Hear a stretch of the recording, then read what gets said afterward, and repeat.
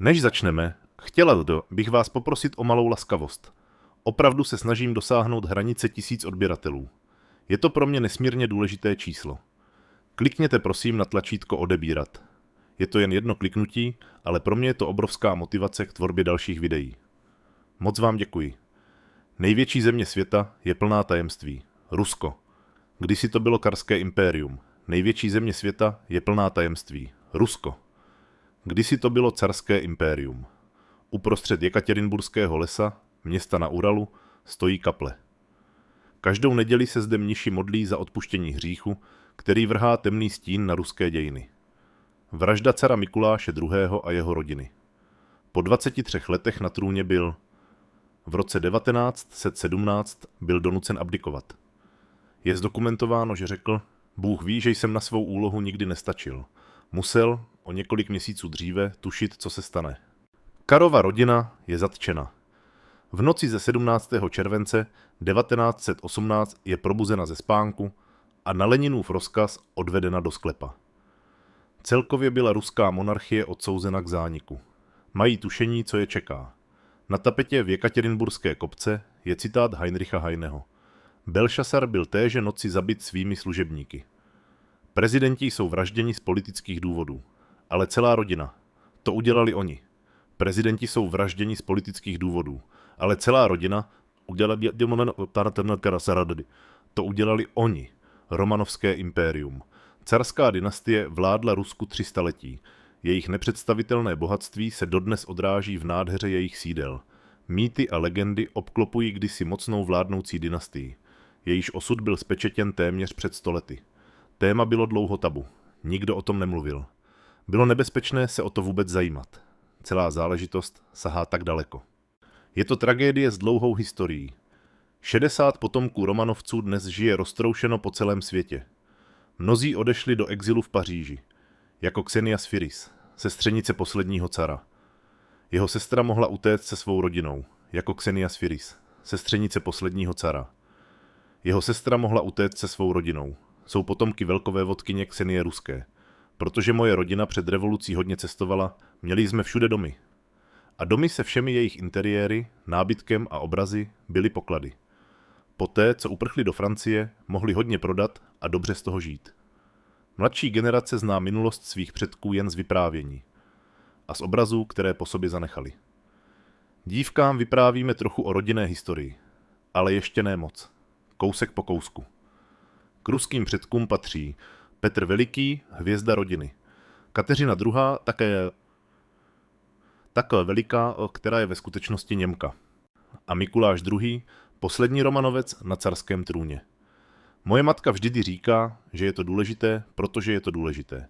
Nejdůležitější byl pravděpodobně Petr Romanovec. Na carský trůn nastoupil v roce 1682. Chce svou zemi dovést do moderní doby a posmrtně se stává Petrem Velikým. Umělci mu dávají krásné rysy, to je lichotivé. Petr je obr, který svou majestátní výškou 2 metry občas nahání svým současníkům hrůzu. Občas působí i divoce a neupraveně. Je také politicky bouřlivý. Petr Veliký má jistou vzorovou funkci, protože se snažil reorganizovat zemi od základů, aby se stala světovou mocností. Byl přesvědčen, že to musí udělat, protože sám cestoval s velvyslanectvím v letech 1697/98 po střední a západní Evropě a získal velmi intenzivní dojem o tom, jak fungují společnosti a státy jinde. Cestování učí. Petr si to bere k srdci. Ta cestuje inkognito, ale ne sám. Jeho doprovod čítá přes 350 společníků. Včetně šlechticů, stráží, duchovních, 6 trumpetistů, 4 trpaslíků a opice. Cesta pokračuje přes Královec a Berlín do Amsterdamu, do loděnicového města Zaandam. Den po příjezdu se jistý Petr Michajlov ujímá práce tesaře v loděnici. Přináší si vlastní nářadí a úhledné pracovní oblečení. To je groteskní příběh. V každém případě to bylo samozřejmě obrovské podniku, aby se tak říkajíc jeho elita odtrhla a cestovala do západní Evropy. Aby viděla, jak zde na západě žijí, aby tak říkajíc prováděli průmyslovou špionáž, ale také kulturní špionáž. Trochu jako Číňané před 10 nebo 20 lety přijížděli do Evropy, všichni s fotoaparátem v ruce, a člověk se vždy divil, Proč fotí kliky u dveří nebo vypínače světla? Prostě chtěli všechno kolem sebe vstřebat a teď jedete do Šanghaje a řeknete si, aha, proto to dělali, protože prostě chtěli všechno kopírovat. A Petr Veliký byl stejný. Cesta pokračuje do Londýna. Král ubytuje Romanovce v Kensingtonském paláci. Vtipné je, že bydlel v této části paláce. Toto je starší křídlo budovy. Přišel sem, abych tak řekl, studovat stavbu lodí. Sní o ruské flotile. Petr Veliký a jeho lidé pili neuvěřitelné množství. Kořálka z Chili zní hrozně. A jednoho dne chtěl navštívit Oxfordskou univerzitu. Ale jeho pověst ho předběhla a Oxford ho nechtěl. Ten muž byl katastrofa. Nikdy nebyl v Oxfordu. Ale byl zde, bez pochyby, a hodně se naučil o stavbě lodí. S hlavou plnou nápadů se Petr v létě 1698 vrátil do Moskvy. Nyní chce přestavět celé Rusko. Okamžitě a radikálně. Viditelným znakem jeho reformního zápalu vousy musí pryč. Petr nenávidí tento chlupatý projev ruskosti, připomínku včerejška. Přikazuje se oblékat německým a francouzským způsobem. Nechá si postavit svou oblíbenou hračku podle západoevropského vzoru 380 válečných lodí. Bohužel nemá bezledný přístup k moři. Proto Petr válčí proti Švédům, kteří ovládají pobřeží Baltského moře na severozápadě.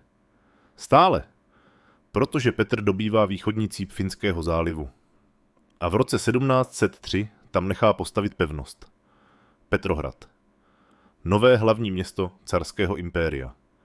Petrem největší ambicí bylo učinit z Rusů Evropany. Petrohrad jako město symbolizuje vše evropské. Chceme být jako Paříž, chceme být jako Londýn.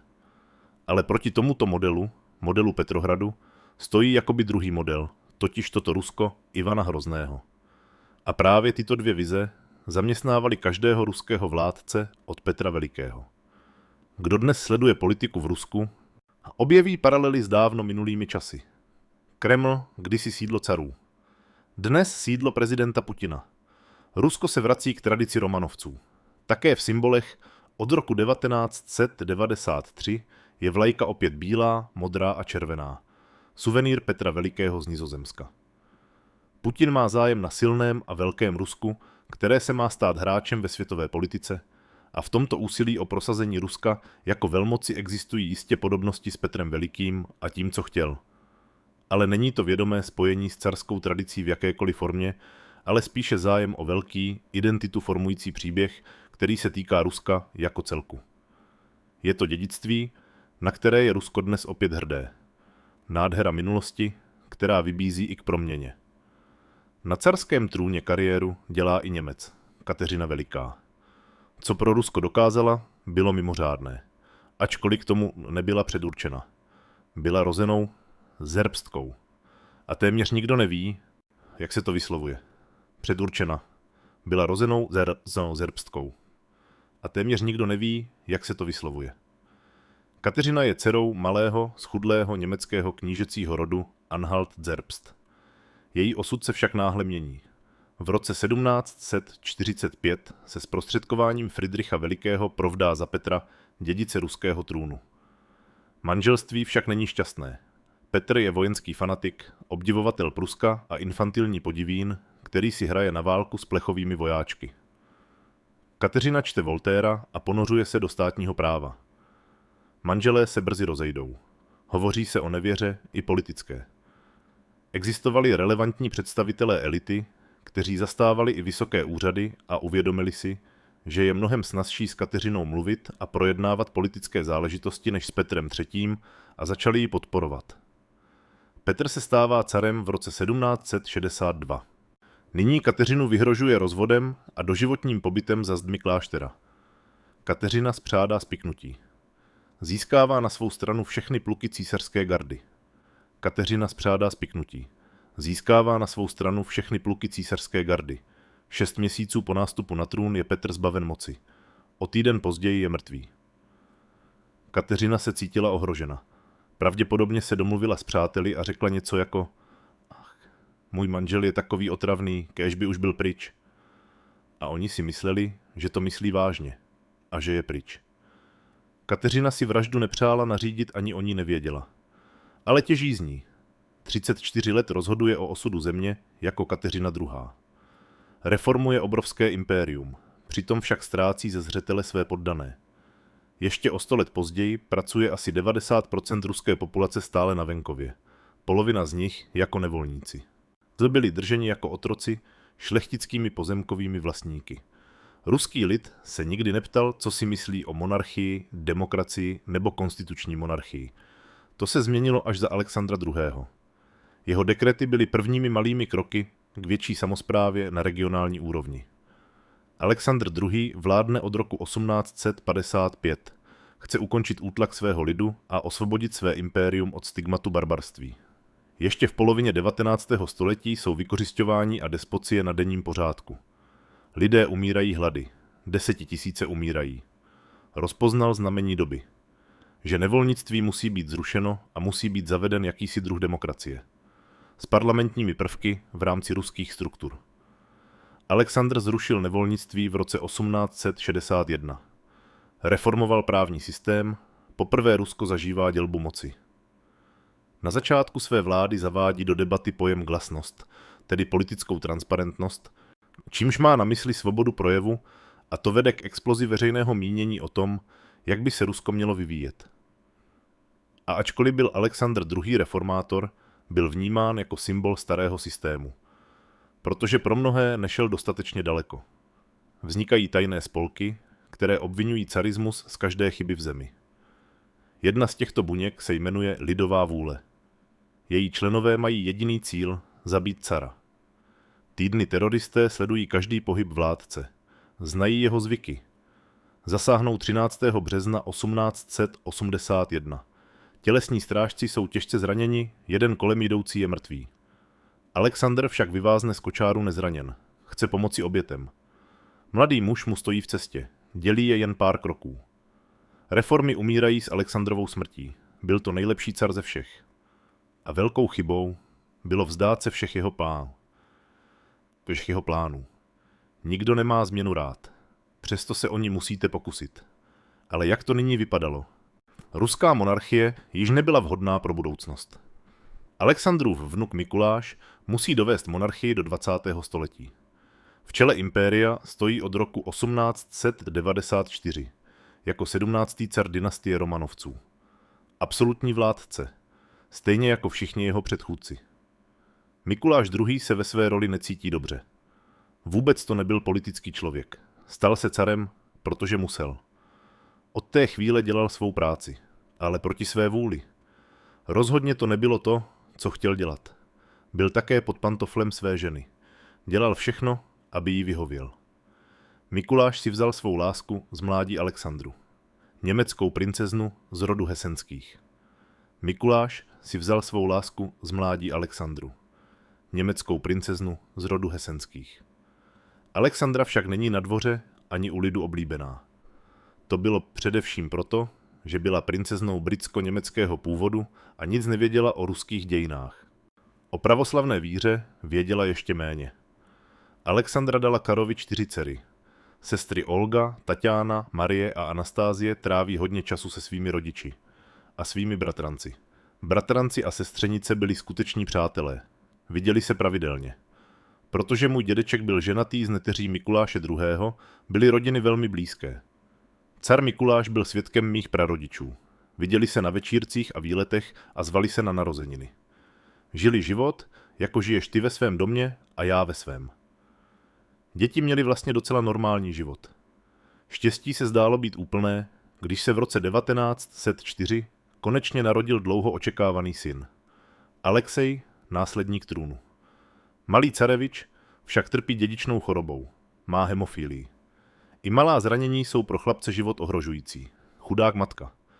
Když zjistila, že je příčinou, že předala nemoc královny Viktorie svému synovi, jak si mohla odpustit? Změnilo jí to celý život. Vnitřní krvácení, agresivní léky. Chlapec má často velké bolesti. Je o něj pečováno ve dne i v noci tělesnými strážci. Chlapec má často velké bolesti. Je o něj pečováno ve dne i v noci tělesnými strážci. Když se chlapec jednou zranil, dostal vnitřní krvácení, které mu strašně ublížilo. Lékaři mu nemohli pomoci. Pak řekl: Matko, chci zemřít. Co cítí matka? V nouzi se carevna obrátí na muže, který je považován za zázračného léčitele. Telegrafovala. Rasputinovi. Jeho odpověď byla jednoduchá. Měla se modlit k Bohu a poslat lékaře pryč. A tak to udělala. A chlapec se uzdravil. Rasputin, zachránce ze Sibiře. Jeho účinek naprosto hypnotický, zvláště na ženy. Takže samozřejmě byli fascinovány, že mají najednou takového chlapa u sebe, který se v životě nikdy neumyl s těma zářícíma očima. Který jedl rukama a házel kosti za sebe, který byl velmi hrubej a pro ně to bylo něco jako wow, tohle je ta Urus, řekněme. Házel, který byl velmi hrubej a pro ně to bylo něco jako wow, tohle je ta Urus, řekněme. Mýtus o Rasputinovi. Téměř žádný jiný Rus nebyl předmětem tolika fabulací. Ve filmech, hitech a drbech. Sibirský sedlák z nejchudších vrstev, který se prosadil jako putující kazatel. Karevna ho také považuje za posla božího. Z dnešního pohledu byste řekli, jak se mohou stát obětí takového blázna, obrazně řečeno. Ústředním bodem, proč carevna najednou poslouchala tohoto Rasputina, bylo samozřejmě to, že byla prostě velmi zoufalá matka, která zoufale chtěla, aby jejímu synovi bylo pomoženo. A pak přijde jedna z děvstředních dvorních dam a řekne, poslední hit, neznáš Rasputina? To je ten, celý Petrohrad o něm mluví, to je on. Musíš ho poznat. To bylo tehdy docela normální, stejně jako byste dnes řekli, neznáš učitele jógy? Všichni k němu běží. Spiritualismus byl v té době všude v módě. Mikuláš nechal svou ženu jít svou cestou. Byl citlivý ve svém rodinném prostředí, ale neměl cit pro náladu lidí. Ignoroval vzestup proletariátu ve velkých městech. To už nebyli hodní rolníci, oddaní carovi a bohabojní. To byl lid Nového Ruska, který se vyvíjel směrem k socialismu, stejně jako všechny ostatní národy. Neuvědomoval si, že se časy změnily. Romanovci vládli stejně pompézně jako vždy. V iluzorním světě absolutní vlády. Nejsou si vědomi útrap svých poddaných. Dvůr v Petrohradě je považován za nejkrásnější své doby. S 15 000 služebníky. Měli všeho desetinásobně. Vlastnili nespočet paláců a měli k dispozici obrovský dvůr. Všeho bylo dostatek. Je královna Viktorie vždy říkala o rodině cara. Ti hrozní Rusové vždycky tak přehánějí. Britští příbuzní si odfrkli. Přesto 3 bratranci se setkali v květnu 1913 v Berlíně. Britský král Jiří V., německý císař Vilém II. A ruský car Mikuláš II. Oslavují svatbu císařovy dcery s vévodou z Brunšviku. Je to naposledy, co se vidí. Jsou to rodinní přátelé, ale političtí rivalové. Císař a car si léta píší anglicky pod přezdívkami Willy a Nicky. V roce 1914 je Evropa uvržena do krize, částečně jejich přičiněním. Teprve když je příliš pozdě, vzpomenou si na své rodinné vazby. Vilém píše 29. července 1914 svému bratranci, že musí zabránit nejhorší válce, která Evropě hrozí. O 3 dny později začíná první světová válka. Moderní technologie z ní dělá masové vyhlazování. Ztráty na frontě jsou umocněny hladomorem doma. Lidé v Rusku dávají vinu carovi a jeho německé ženě. Od inteligence a armády až po prostého rolníka všichni mluvili o caru Mikuláši a jeho rodině. Měl sklony k mystickým myšlenkám a tančil podle píšťalky své ženy. Stát řídila carevna, kterou zase ovládala jistá Kamarila. K ní patřil i špinavý sibirský sedlák Rasputin. O něm kolují nejdobrodružnější zvěsti. Říká se, že carský dvůr je zcela v jeho moci. Kruhy blízké carovi kolem Felixe a Iriny Jusupovových chtějí ukončit události. Dospěli k závěru, že carevna je zcela pod vlivem Rasputina. Když se navíc vměšovala do politiky a měnila ministry, stalo se to nebezpečným. Proto se můj dědeček a ostatní rozhodli Rasputina odstranit. Večer 30. I prosince 1916 nalákali spiklenci Rasputina do paláce Jusupovových pod záminkou. Aby ho jednou provždy odstranili. Ne snadný úkol. Host dostane otrávené víno. Ale místo, aby zemřel, začne zpívat. Je postřelen dozad, ale klopítá pryč. Otrávená oběť kulky je svázána a vhozena do řeky. Pachatelé nejsou souzeni. Většina současníků považuje vraždu za vlastenecký čin. Protože můj dědeček byl ženatý s neteří cara, car ho nemohl dát do vězení. Moji prarodiče byli posláni na Krym. To je zachránilo. Protože byli daleko od hlavního města, když vypukla revoluce. Petrohrad v březnu 1917. Tisíce lidí vycházejí do ulic. Pro chléb a reformy. Vzpurné pluky císařské armády se připojují k demonstrantům. O několik dní později generálové naléhají na svého cara, aby se vzdal trůnu. Mikuláš II. Se vzdává 15. března 1917. Nebyl nijak zvlášť silný charakterem. Měl také postoj: Bůh mě vyvolil, abych vedl svůj lid. To se neslučovalo. Nebyl na svou úlohu připraven a přesto zůstal tvrdohlavý. Špatný člověk, na špatném místě, ve špatný čas. Po abdikaci je carská rodina zpočátku zadržována v Alexandrově paláci u bran Petrohradu. Jejich nejvěrnější služebníci je neopouštějí ani o 5 měsíců později, kdy je rodina přesunuta do Tobolska na Sibiři. Tam si carevna Marie píše do svého deníku: Jsme všichni zdraví, hodně chodíme po zahradě a jezdíme na saních z kopce. Cár stále věřil, že se po válce bude moci uchýlit na Krym a vést normální život. Ale to byla iluze. Pod vedením Lenina se bolševici v listopadu 1917 chopí moci státním převratem. Začíná období teroru. V situaci ruské občanské války, rudých proti bílým, došlo k eskalaci násilí po celé zemi, na kterou lze jen stěží popsat slovy. Docházelo k pogromům proti etnickým skupinám, vraždám carských generálů a aristokratů, každý proti každému. A Lenin proti starému režimu. Nenávidí cára. Jeho bratr se pokusil zabít jejich otce a byl popraven. Lenin sám je na 3 roky vyhoštěn na Sibiř za práci na ilegálních novinách. Nyní nastal jeho čas. Nechá carskou rodinu deportovat. Do Jekatěrinburgu na Uralu. 2,5 tisíce kilometrů východně od Petrohradu. Karova rodina a jejich služebníci jsou zatčeni v Ipatěvově domě. Bolševici to nazývají Dům pro zvláštní účely. 17. července 1918, krátce po půlnoci. Doktor Bodkin, osobní lékař carské rodiny, je probuzen silným klepáním. Jsou nuceni se s rodinou a jejich služebníky přestěhovat do sklepa pro jejich vlastní ochranu. Protože by se v noci ve městě mohlo střílet. Trvá půl hodiny, než se všichni obléknou a shromáždí ve sklepě. Oblékli si jakési cestovní oblečení, protože byla zima. Bylo jim také řečeno, že by mohli být vyvedeni ven. Klidně se šli dolů. Dcery a komorná drželi v rukou polštáře. Byly v nich ukryty šperky. 11 lidí je tu noc zavedeno do sklepa Ipatěvova domu. Velitel Jurovský je postavil do řady. Často takové přehlídky prováděl. Každé ráno kontroloval, zda jsou všichni přítomni. Takové přehlídky tedy nebyly ničím neobvyklým. Pak velitel řekne carovi, že vláda se rozhodla je popravit. Vypukne divoká střelba. Všichni běhají kolem. Byl to masakr. Masakr trvá několik minut. Několik kulek se odráží od všitých šperků, ale nic nezastaví vrahy tu noc. Najednou je slyšet Anastázín hlas a sténání. Ukázalo se, že ještě žije. Obrovský bajonet byl připevněn k pušce, jako nůž. Nakonec s ním byla zabita. Obrovský bajonet byl připevněn k pušce, jako nůž. Nakonec s ním byla zabita. Když se zdálo, že je vše u konce, malý carevič se náhle probral. Pistoli mu přiložili na čelo. Tato střela smetla celou carskou rodinu. V té době bylo po celém Rusku pronásledování členů rodiny Romanovců.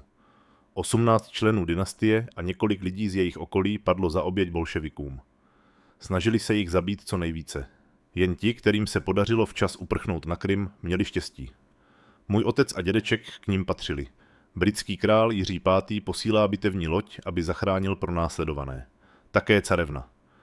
Když opouštěli Jaltu, připlula další loď plná vojáků věrných carovi, směřující do Sevastopolu k boji. A když minuli loď s carevnou, zpívali z plných plic carskou hymnu. Znáte ruské sbory? Působivé. Všichni na lodi zpívali. A bylo to naposledy, co se carská hymna zpívala v přítomnosti člena vládnoucí rodiny. Carevna Marie Fjodorovna. Nikdy se nedozvěděla o osudu svého syna. Nikdy nechtěla, aby se o tom mluvilo. Nechtěla to přiznat. Pořád si říkala, ne, to nemůže být pravda. Možná to vůbec není pravda. Jinými slovy, doufala v nemožné. Matka cara, Žila v tomto přání až do své smrti v Kodani, kde si také našel domov princ Dmitrij. Sotva chápeme, jak se něco takového mohlo stát. Myslím tím, že prezidenti jsou vražděni z politických důvodů. Ale celá rodina? To je nemožné. Udělali to oni. Za Sovětů byl osud rodiny cara utajován. V roce 1978 se geolog Alexandr Avdonin tajně vydává na pátrání. Věděli jsme, že básník Vladimír Majakovský byl v 20. letech 20. století v Jekatěrinburgu a viděl tajné místo s kostmi. Poté napsal svou slavnou báseň Imperátor, kde končí slovy: Cesta vede místem, kde leží císař. Nejprve se je pokusili spálit, pak rozpustit v kyselině, ale to nefungovalo. Takže hledali místo, kde by je pohřbili. V blízkosti byly železniční koleje. Tak přivezli pražce a položili je na těla. Pak s nimi přejížděli nákladním autem. Tam a zpět, aby je pohřbili. Tajné vykopávky Alexandra Avdonina trvají rok. V roce 1979 objeví 3 lidské lebky. Nebezpečný nález. Lebky jsme spolu s ikonou dali do krabice, vykopali díru a krabici jsme v noci zakopali. Nic jsme o tom 12 let neřekli. S pádem Sovětského svazu skončilo i mlčení o osudu cara. Na popud prezidenta Jelcina jsou v roce 1991 exhumovány ostatky rodiny cara a jejich služebníků. Analýza DNA artefaktů odstraní poslední pochybnosti. Vzali jsme vzorky krve od příbuzných. Od prince Dmitrije Romanova, od prince Mikuláše Romanova. Jo, dokonce i od prince Filipa, manžela britské královny. Je také příbuzný a byl jedním z nejdůležitějších lidí našeho výzkumu. V roce 1998 jsou ostatky rodiny cara a jejich služebníků uloženy k odpočinku v Petrohradě. Slavnostní státní akt. Královna povolila několika vybraným důstojníkům účast na pohřbu. Byl tam i pipe major se svou dudami. A když byly rakve přenášeny z letadla do pohřebního vozu, hrál sám žalospěv Návrat domů. Vedle nás stál vnuk lékaře, který byl zavražděn v Jekatěrinburgu. Klekl si, když kolem něj nesli rakev jeho dědečka. V tu chvíli se tato historická událost stala skutečností. Pro nás, pro mě, pro Rusko. Muž přišel, aby byl svědkem návratu svého dědečka domů. Oběti Jekatěrinburgu jsou pohřbeny v katedrále svatého Petra a Pavla, symbolu bývalého carského hlavního města. V přítomnosti potomků se tehdejší prezident Boris Jelcin klaní poslednímu carovi a jeho rodině. Masakr v Jekatěrinburgu byl jednou z nejhanebnějších stránek naší historie, vzpomíná Jelcin.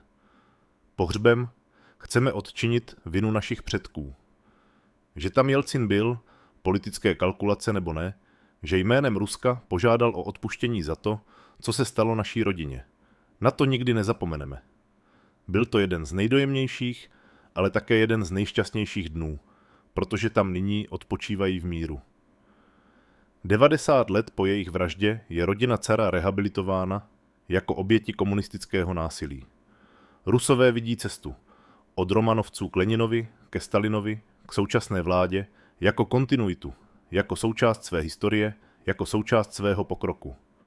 Prošli peklem, ale přežili.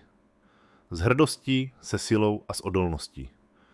A proto existuje v ruštině slovo, které znamená schopnost pokračovat, schopnost to zvládnout. Nenechat se věcmi srazit na kolena. A to mi přijde mimořádně dojemné. Dědictví carů je dnes stále viditelné na nesčetných místech v Rusku. Ruský lid začíná znovu objevovat historii Romanovců a hledá cesty do budoucnosti.